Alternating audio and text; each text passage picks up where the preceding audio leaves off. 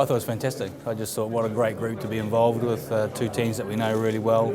Tough group, but if you come out of that, it puts you in great shape for quarterfinals. So, I'm very, very happy about the draw we've got. With Wales, you've got a young squad. You're likely to be able to put a lot of caps on the field in that next World Cup. They'll be a very experienced side by then. I think us and Australia are very, very similar in terms of, I think the last World Cup having the two youngest teams there, and that's probably some of the disappointment about last weekend. Some of the players now have got 20, 30, 40, 50 caps, and inexperience isn't going to be an excuse when 2015 comes around. So, and there was a little bit of that displayed in the last couple of minutes last week, and it's important that the next 2 or 3 years that those players, when they will have sort of 70 or 80, 90 caps, some of them 100 caps, they need to sort of bring that experience and to the fore, because that's going to be important for that team and those players developing, and particularly for Wales. A tough pool, but you had a tough pool in the last World Cup. Does that help you come out of a pool on fire when you've had that sort of competition in the pool? Yeah, I think it's better that you go into the. Obviously, we'll be wanting to reach the last stage of the tournament and to come out, battle hardened really, with some real good tests in there.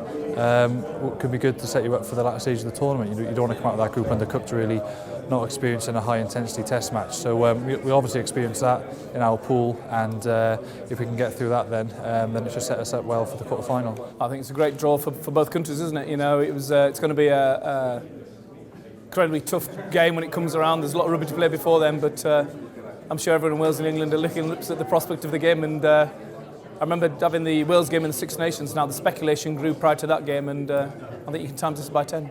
Yeah, I mean it's a tough pool, but there's no easy pools at the World Cup. And playing England, there'll be plenty of hype around that game. It'll be exciting.